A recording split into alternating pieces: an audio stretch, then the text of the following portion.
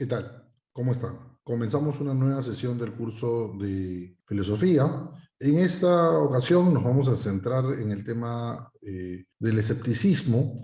¿Por qué? Porque nos estamos preparando para un autor como Descartes. Entonces, la siguiente clase vamos a comenzar a ver Descartes, pero es importante entender en qué medida se desarrolla esa tendencia en paralelo a autores como Platón o Aristóteles, ¿no? Qué características tiene el escepticismo y cómo se continúa este pensamiento, ¿no? Y cómo se lo critica. Entonces, el día de hoy, sobre todo, nos vamos a concentrar en un autor medieval árabe, que es Algazel, ¿no? Que varios siglos antes de Descartes va a proponer cómo salvar o cómo poder evitar la duda que produce el escepticismo, ¿no? Entonces vamos a ir viendo eso y como siempre nos toca compartir nuestra pantalla, nuestro PPT, para poder ir desarrollando la sesión del día de hoy.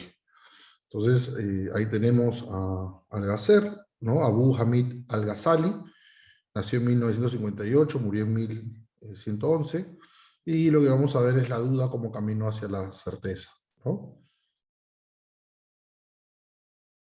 ¿Qué vamos a ver el día de hoy? En esta clase nos concentraremos en ver cómo la filosofía desarrolla el escepticismo como una forma crítica del pensamiento que va en contra de la corriente establecida por filósofos como Platón o Aristóteles. Por ello veremos a los cínicos y a los pirrónicos. Finalmente nos centraremos en Algazel, un autor de ascendencia árabe que desarrolló una crítica al escepticismo. Esta crítica nos servirá para nuestra entrada a la modernidad con Descartes, como les decía.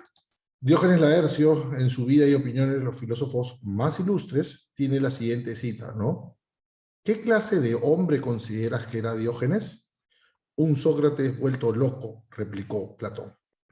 ¿No? Se dice que vivía en una suerte de hucha, en un cántaro, ¿no? Con lo mínimo de ropa, como una especie de animal, ¿no? Haciendo en público sus necesidades, ¿no? Era un tipo muy particular, Diógenes, ¿no? Siempre se cuenta esta anécdota y la tradición gusta recontarla. No se sabe con certeza si fue real o no, pero si la tradición lo busca contar es porque más allá de este tópico, de este lugar del hombre más poderoso del mundo, con el hombre más humilde o más sencillo, ¿no? O también visto de otra forma, el sabio en relación con el poderoso, ¿no? Diógenes, soy Alejandro Magno, pídeme lo que quieras y te será concedido, ¿no? En ese momento Alejandro Magno era el hombre más poderoso del mundo. Recordarán que Alejandro fue alumno de Aristóteles, ¿no? Entonces tenía cierto aprecio por los pensadores, por los filósofos, y le dijeron que el hombre más sabio era Diógenes el Cínico, ¿no? Entonces fue a buscarlo, ¿no? Entonces siempre se cuenta que Alejandro le dijo a Diógenes, ¿no? Pídeme lo que quieras, y que Diógenes le dijo, muévete que me estás tapando el sol, ¿no? Entonces, claro, nadie pensaría pedirle en esta época a Warren Buffett, ¿no? De repente Bill Gates, Elon Musk, ¿no? O sea, al dueño de Amazon, ¿no? Pedirle, oye, ¿no? Muévete que me tapas el sol. Pero eso habla mucho de qué manera para Diógenes no era importante el poder, la fama, la gloria, el dinero, ¿no? Sino que había cosas más importantes en la vida como la luz del sol, ¿no?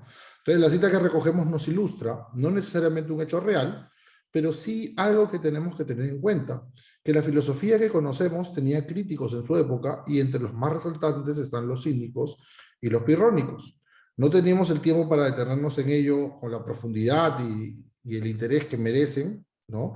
Pero sí vale la pena entender que una historia distinta del conocimiento se puede pensar desde ellos, ¿no? O sea, si en vez de colocar en el centro a Platón y Aristóteles, que sin duda se lo merecen, pero si comenzáramos a contar una historia de la filosofía desde Diógenes el Cínico, seguramente perspectivas diferentes y distintas se irían construyendo alrededor de su pensamiento, ¿no?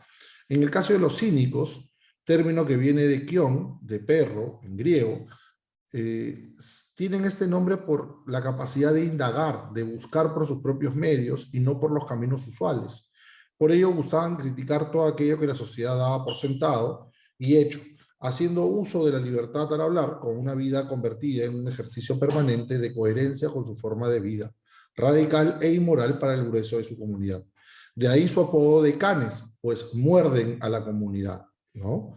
Pero además, la crítica del cinismo, un término que ha devenido en la actualidad en desilusión y falta de interés, totalmente alejado del sentido original que tenía, ¿no? O sea, hay que entender de que el cínico, como digo, tenía la capacidad de poder preguntarse de las cosas que podían parecer más obvias o más evidentes, ¿no? Y que estaban aceptadas por la convencionalidad. Precisamente el cínico cuestionaba esa convencionalidad preguntando sobre ella, ¿no? Cuestionando su naturalidad o su normalidad, ¿no?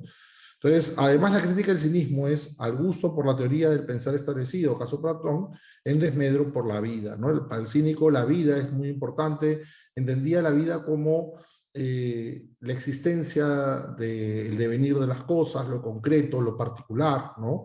Entonces, el afán de los cínicos era desestabilizar para pensar de forma crítica, dado que aquel que asume que incluso sus creencias, y no solo las del resto, pueden estar erradas, implica una capacidad de autoconocimiento y de confianza en el pensar, ¿no? El cínico no es el que parte de asumir que sabe, que conoce, sino más bien de poner en duda su propio conocimiento y de esta manera también aquellas creencias que los demás dan por sentadas, por hechas, ¿no? Y Parque detrás es una cínica conocida, ¿no? Ahora bien, esa actitud crítica con respecto al pensar no significa desfigurar su sentido, más bien lo fortalece, pues evita que se convierta en un modo obtuso y cerrado, incapaz de poder atender otras perspectivas. Y es que al no sobreestimar el propio ejercicio de análisis intelectual que podemos desarrollar, asumiendo que se parte siempre de lo cierto o evidente, el cínico intenta curarnos de ese apego por la certeza. O sea, el cínico no quiere descreer o no quiere dudar de todo, o el cínico no quiere decir que no haya conocimiento, pero va a poner en jaque, va a poner en cuestionamiento muchas de las supuestas evidencias o lugares comunes o afirmaciones que las personas realizan sin haber tenido atención en ellas, ¿no? Una actitud crítica en relación a ellas. De ahí que el denominar a Diógenes el cínico como un Sócrates vuelto loco, acuérdense, leíamos esta cita de Diógenes Laercio, es una forma de colocar esta disputa en dos bandos, pero también nos señala la radicalidad del pensar que Diógenes proponía a través de pensar y actuar de un modo crítico a lo establecido, tanto que supuestamente para Platón era un loco. Ahora pasemos a pensar en otro grupo de pensadores, los pirrónicos, ¿no? Ya hemos avanzado en los cínicos, hemos mencionado a Diógenes y hemos mencionado también a una continuadora de los filósofos cínicos, y pensemos ahora en el pirronismo, ¿no? El pirronismo comienza en la figura de Pirrón de Elis, ¿no? Que como ven es del año 360 a.C., ¿no? Pirrón desarrolló con atención la capacidad de suspender el juicio, ¿no? Ese término es el de la epogé, ¿no? Este término de acá, epogé, es suspensión del juicio. Cuando no se tiene ninguna certeza sobre algo, lo mejor es callar, lo mejor es no poder afirmar de manera categórica sobre algo, ¿no? Entonces, la epogé es no una renuncia al conocimiento, sino la suspensión de un ejercicio de afirmación de forma universal y decir, A es tal cosa, ¿no?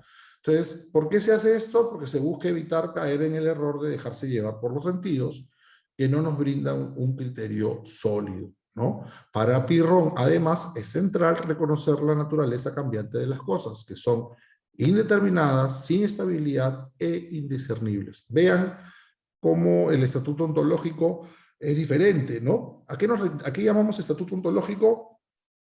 A qué elementos definen la realidad. En el caso del pirronismo, la realidad no sigue una fisis, una naturaleza ordenada según el logos, como en el caso de Aristóteles, o a pesar de que puede haber un aparente caos, la idea del bien es la que regula todo, como vimos con Platón, sino que más bien se asume que todo es indeterminado, sin estabilidad y por lo tanto indiscernible, ¿no? Esta actitud lleva primero a la afasia. ¿Qué es la afasia? La incapacidad de poder pronunciarse acerca de algo, ¿no? Es como un mutismo, ¿no? Te quedas sin palabra, pero no porque realmente te quedes sin palabra, sino porque te das cuenta de que tu capacidad sensorial, que tu capacidad de conocimiento a través de los sentidos no es lo suficiente para desarrollar una teoría, para desarrollar definiciones universales sobre las cosas. Y luego se produce de la fascia la ataraxia, ¿no? Que ya es un nivel superior de comprensión de las cosas, ¿no? Si la fascia es evitar enunciar lo que no se puede sostener, lo que no se puede conocer, ¿no?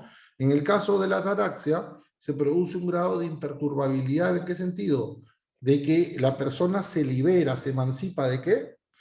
De sentir la necesidad de dar enunciados universales cuando en realidad no tiene la condición, la capacidad para poder hacerlo.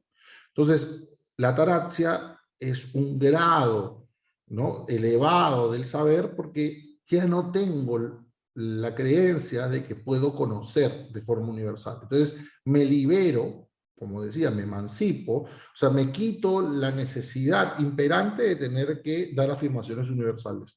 ¿Por qué? Porque ya sé que no tengo la capacidad de hacerlo, entonces ya no tengo la urgencia de hacerlo. Esto para gente como Pirrón era un modo mucho más elevado, complejo de poder conocer, porque se conoce lo que no se puede hacer.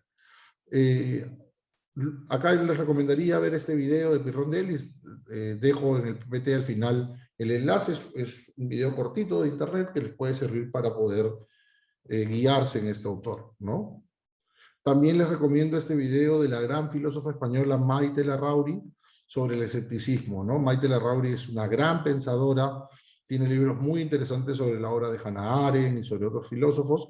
Yo les recomendaría que puedan ver videos de ella, que hay bastantes en YouTube, y tratar de buscar alguna publicación de esta autora que realmente no solamente es una gran comunicadora de ideas filosóficas, sino que es una gran pensadora, ¿no? Ahora pasemos a ver a Algazel, ¿no? Y detenernos en este fragmento que vamos a revisar del Salvador del Error. Se llama el Salvador del Error porque el error tiene que ver precisamente con el personaje de Algazel, ¿no? La persona de Algazel. Digo personaje en el sentido de persona pública, ¿no? Algazel es alguien que se volvió muy conocido en su época, ¿no? Era uno de los grandes sabios del mundo árabe. Entonces, al hacer lo que nos cuenta con este texto del Salvador del Error es cómo él sale del escepticismo, ¿no? Cómo él logra emanciparse, liberarse del escepticismo. Por eso habla del Salvador del Error, porque lo salva del error. ¿De qué error? De creer de que no es posible conocer. O sea, claro que es posible conocer, ¿no? Entonces, Algazel va a intentar mostrar de qué forma es posible conocer, ¿no? Acá justamente tengo el librito de Algazel, como ven es un texto bastante breve, este texto de El Salvador del Error, ¿no? Que es un texto bastante interesante y que nosotros no lo vamos a revisar todo, a pesar que es breve, solamente vamos a ver un pequeño fragmento de él, pero creo que es importante entender de que este sabio se adelantó mucho a Descartes en relación a construir un razonamiento que le permitiera disolver o poner en cuestionamiento las dudas del escepticismo, ¿no? Entonces es interesante cómo Algazel rompe o se aleja del escepticismo, ¿no? Entonces, ven, ahí está la portada del libro que acabo de mostrarles. Cree Algazel que hay distintas vías que él llama los discursos de la gente. Y todas van a ser descartadas porque no son formas realmente de conocimiento, ¿no? Pero la gente cree que sí. La ciencia de la teología sería la primera, las enseñanzas del imán infalible, que es el adoctrinamiento e ideología, ¿no? 3, los caminos del filosofar. 4, los caminos del sufismo, ¿no? Todos estos estarían habilitados, aceptados, reconocidos como formas o espacios de conocimiento. Pero cree Algazel que en realidad son vías equivocadas, son discursos que la gente quiere creer, pero que no son correctos, que no son adecuados, ¿no? ¿Qué nos dice Algazel? Se me presentó como evidente que el conocimiento cierto es aquel en el que se descubre lo conocido de un modo que no deja lugar a dudas. Vean, esto lo van a ustedes también, dicho de otra forma, también en Descartes, ¿no? O sea, se me presentó como evidente, ¿no? Esta idea de la evidencia, la intuición, que el conocimiento cierto es aquel en el que se descubre lo conocido de un modo que no deja lugar a dudas, ¿no? Entonces, El conocimiento elimina la duda. La presencia del conocimiento anula la presencia de la duda, ¿no? No es compatible con la posibilidad de error ni de ilusión y no puede la mente suponer siquiera tal eventualidad. Al contrario, la seguridad de que no habrá error debe estar tan unida a la certeza que si alguien desafiara para mostrar el error, por ejemplo, con la conversión de las piedras en oro y del bastón en serpiente, este hecho no debería producir duda ni negación de dicha certeza. O sea, como ven, la certeza se construye en relación a una lógica que muestra, ¿no?, su sentido. A pesar de que puedan aparecer fenómenos o hechos que pudieran hacer dudar de la naturaleza de las cosas, como por ejemplo la conversión de una piedra en oro o la idea de que un bastón se convierte en una serpiente, cosas que podrían sorprender a más de uno, no pueden romper la lógica que tiene el mundo, que tienen las cosas, ¿no? Y que muestran precisamente de que el conocimiento existe, ¿no? Entonces es tan evidente el conocimiento que no se puede ni siquiera dudar, a pesar de que alguien podría intentar sorprenderte o manipularte a través de esta suerte de artilugio, ¿no? Esta suerte de ilusión, ¿no? Aquel conocimiento que no presenta garantía y seguridad no debe ser aceptado, ¿no? Eso es una premisa en Algazel. Algazel por ello distingue entre los datos sensibles de la conciencia y los primeros principios, la lógica y la matemática. Luego pasa a ponerlos también en duda a ambos a través de la razón. Los datos sensibles, ¿no?, todo lo que tiene que ver con lo percibido por los sentidos, no pasan la prueba de la sombra. Suelen engañarnos nuestros sentidos sobre aquello que percibimos, ¿no? Y coloca, como se recuerdan, si uno ve la sombra de un objeto, ¿no?, al mediodía, no va a tener sombra, ¿no?, cuando en realidad sí la tiene. Lo que pasa es que en ese contexto, en esa situación, pareciera que no la tiene, pero la tiene, ¿no? Entonces, como nos habla en su texto, al mediodía la sombra desaparece, da la impresión que el sol está quieto, inmóvil, pero en realidad se está moviendo, ¿no? O sea, si uno viera la sombra, uno dice, ah, como no hay sombra, el sol se paró. En realidad el sol se está siguiendo moviendo. Lo que pasa es que al no haber sombra, uno pensaría de que el sol se ha quedado estático, quieto, ¿no? Y que por tanto no hay movimiento en el sol, digamos, ¿no? La razón, por su parte, se paraliza ante el problema del sueño, el de no poder distinguir entre vigilia y el sueño. Esta suerte de parálisis será resuelta por la luz natural, la intuición, que Dios ha puesto en nosotros, convirtiendo así a Dios en el garante final del conocimiento humano. Entonces, como ven, ¿no?, la intuición resuelve el tema de la vigilia y del sueño, cuando alguien no puede reconocer si está despierto o está dormido, pero Dios tiene la capacidad, precisamente a través de la intuición, de mostrarnos de que tiene sentido distinguir entre el sueño y la vigilia, ¿no? ¿Qué nos dice Algazel? Este hecho no fue fruto de un raciocinio ordenado ni de un discurso metódico, sino de una luz que Dios puso en mi pecho, ¿no? Esto es la luz natural, esto es la intuición, también lo vamos a ver en Descartes, luz que es la llave de la mayor parte de los conocimientos. Aquel que cree que el desvelamiento de la verdad se realiza por medio de raciocinios bien dispuestos, anquilosa la inmensa misericordia divina, ¿no? O sea, en el caso del Algazel, la luz natural, la intuición es lo que nos conecta con Dios, y Dios en su infinita misericordia nos permite reconocer, como en el ejemplo de la sombra, que nuestros sentidos nos engañan, y como en el ejemplo de, que veíamos en su momento, de que en los sueños nos cuesta distinguir entre la vigilia y el sueño, ¿no? En qué momento estamos despiertos, en qué momento estamos dormidos. Solamente la intuición, no el intelecto, la intuición es la que logra romper ese engaño también que tiene el no saber si estamos despiertos o dormidos. Algunas anotaciones finales, yo les recomendaría revisar el fragmento del Algazel que se ha colocado en el Blackboard, y que ahora que regresemos a la clase, cualquier duda o pregunta sobre este autor la puedan desarrollar con mayor detalle, y les pediría que vean esos recursos con tiempo, ya no en este momento, pero luego de la clase los puedan aprovechar, porque son videos complementarios que ayudan a poder entender muchas de las ideas que han sido presentadas el día de hoy. Sin más, me despido y esperando que puedan tener muchas preguntas ahora en clase. Hasta luego. Muchas gracias.